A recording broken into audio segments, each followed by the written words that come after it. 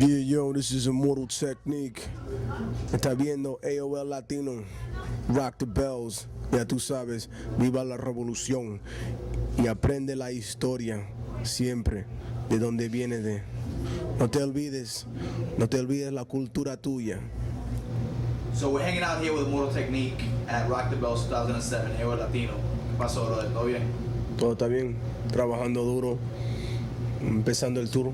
¿Estás trabajando aquí en el nuevo CD? En dos nuevos CD.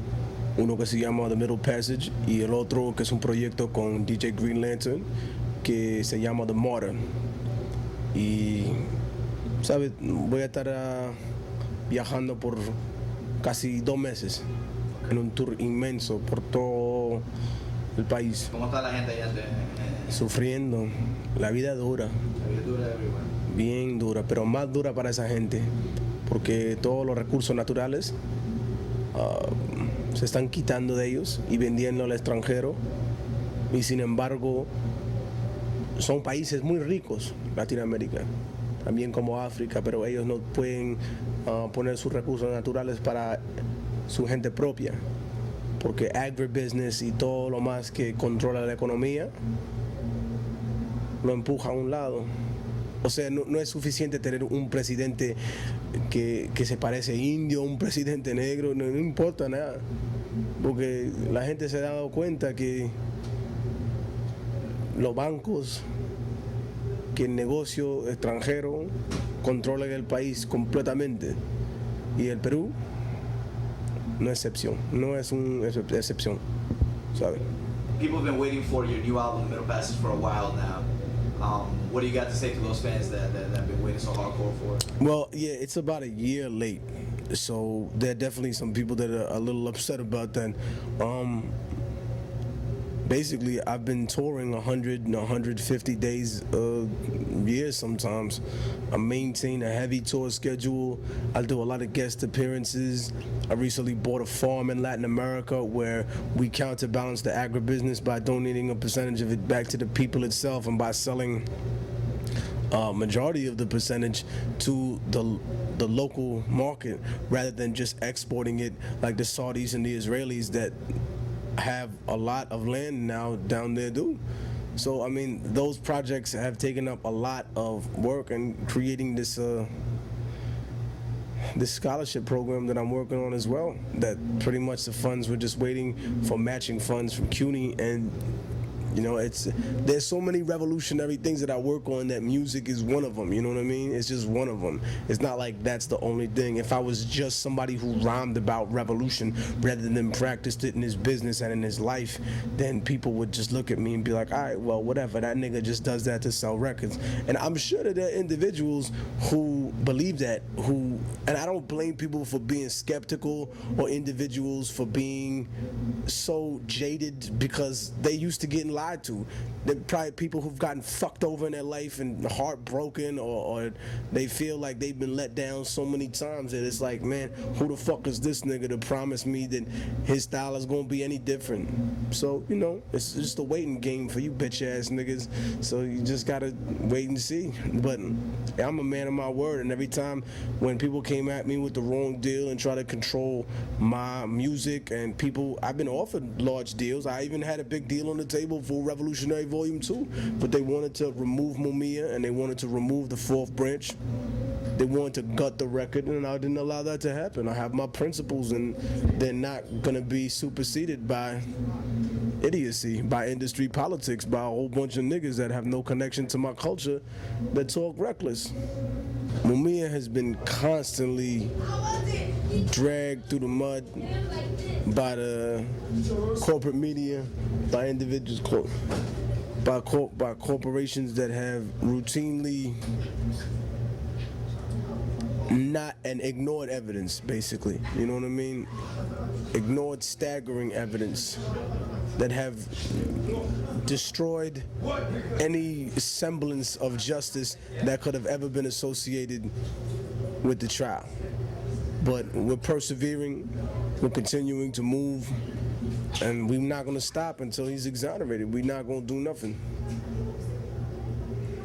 Can you speak a little bit about what's going on now in politics with this new immigration reform that is happening now with the whole border with Mexico and everything else? What the politicians are doing with all that? Immigration reform or lack of immigration reform? When you talk about reform, I think different people see it different way for economic reasons rather than for racial reasons. Although there are people who are manipulated by racial reasons. You know, there are people who gravitate to a very conservative position because they are racist, you know, and when there are people like Lou Dobbs that automatically assume that anybody who thinks that it has anything to do with race is a cop-out, I think that's a cop-out for him.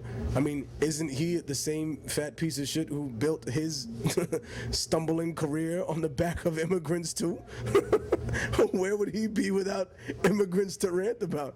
But I mean, you know, it's more than just assuming that an illegal immigrant fucked his wife while he was working on CNN. No one's saying outlandish things like that in any serious tone. I think that the reality is that they're not dealing with people in a very humane way, you know? If people were rounding up white people's kids, Jewish people's kids, if they were rounding up European people's children and putting them in child protective services or in juvenile detention centers while they deport their parents, I think that the immigration process would have a lot of a different face in terms of the way America deals with it because of the economic pressures put on by different communities that are smart because they protect their own.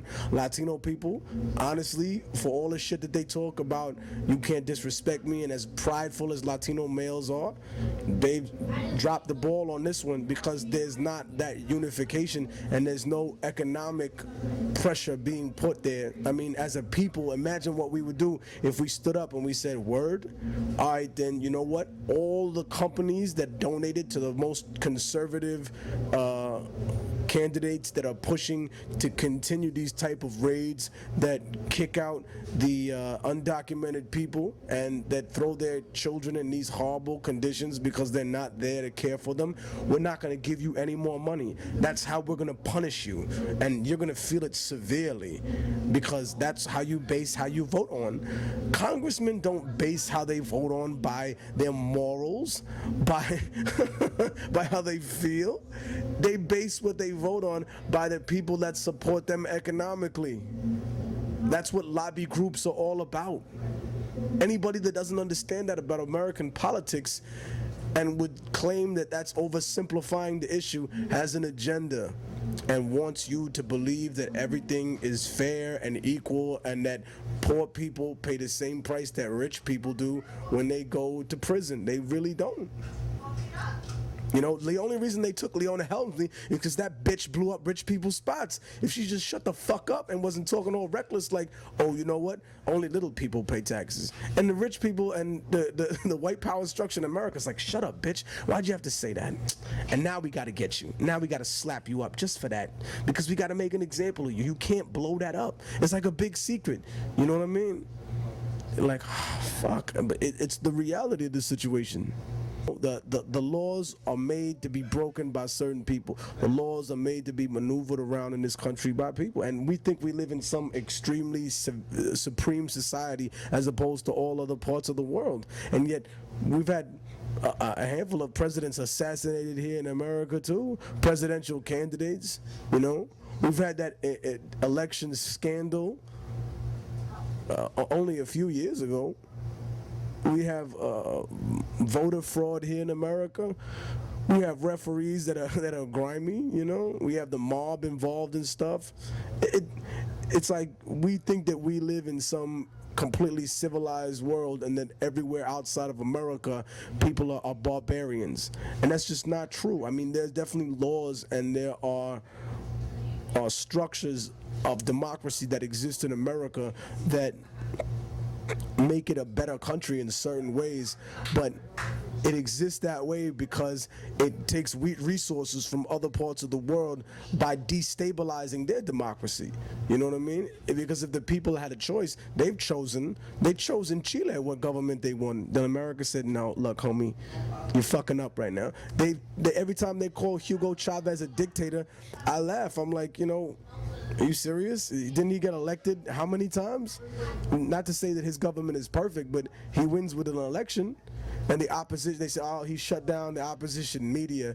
And I'm like, oh, you mean the media that's controlled by another side of the people that doesn't report anything in any way, shape, or form in a just manner? And it just makes no sense to me. I understand that was a bad move for him. He really should have just given them enough rope to hang themselves. But really, you start to notice that in Latin America, people's political agendas are very, very outright in some places and very subtle in others, I want to tell all my Latino people that remember, we don't run America, but we make America run. And as soon as we realize that, we'll be more powerful than we could possibly imagine. Immortal Technique, Harlem, New York. Viva la revolución.